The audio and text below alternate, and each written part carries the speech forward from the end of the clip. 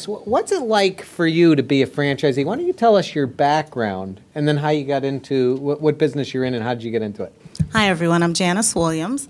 I actually have a 20-year career in the healthcare industry. So I have an MBA in healthcare management, and I've done a variety of roles in corporate America, largely for Fortune 100 companies.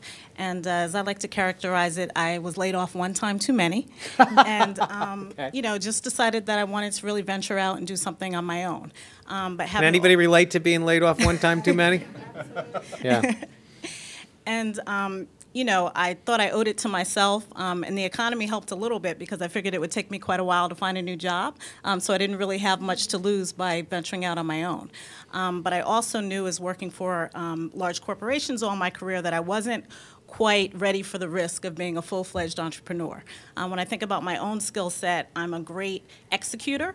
I know how to take something good and make it terrific, but I'm not what I consider an ideas person. And so franchising really appealed to me because, as has been said by the other panelists, it's a proven system. I like to consider it a roadmap. And you take that roadmap and you're able to put your own spin on it and execute on it, so you've got a nice path that you can execute on your own.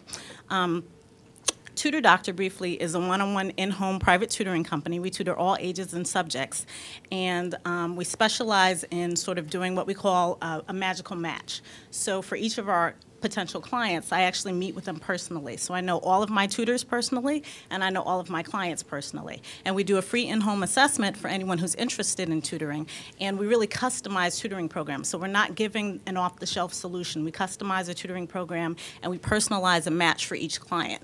So with our model, we have a lot of, there's a lot of client contact, there's a lot of sort of community involvement. You get involved with schools, you get involved with sporting agencies, other sort of children-related organizations. So it's a great opportunity to get into the community and really sort of customize a solution. So you see sort of child to child or adult to adult, the difference that you can make. So I just thought it was a great mix for me to get from behind a desk and do something interesting and also kind of make a difference. Let me ask you a follow-up question, if I may. You'd made the comment, I wasn't ready to be a full-fledged entrepreneur, I think were your words, right? Mm-hmm. What do you see as the difference between a franchisee and then your definition of a full-fledged entrepreneur? I think the major difference when I was really considering it, and I did consider sort of full-fledged entrepreneurship. But could you define what that means? Sure. Okay. I think it's the roadmap I was describing. Okay. So, so as Eileen said, with a franchise, you have a proven system. So you're taking that system and you are sort of following the framework, you are compliant with the system that has been proven to work. And as I said, you have the autonomy to, within certain constraints, whether it be a territory, however the system has been set up, to set out on your own. And with a franchise, you are partners in that endeavor. So, so part of your revenues go back to the franchise organization. And some people, full-fledged entrepreneurs, would consider that a negative thing. For those of us who are risk-averse, you think of it in terms of your franchisor organization is vested in your success. So if you make a lot of money, they make a lot of money. So there's really incentive on both sides for you to work together and execute. And for me, the big difference is that a full-fledged entrepreneur has to pay for its own mistakes.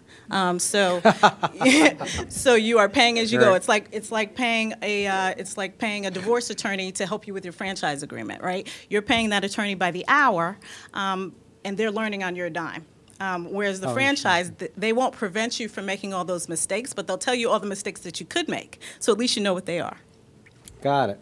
Yes. So your almost definition of the franchise system would be all the mistakes that are in the background that doesn't make its way to the foreground, right? One of many. And that's how you would cost, if I hear you right, that's even how you cost justified your investment. Absolutely. Right? Okay.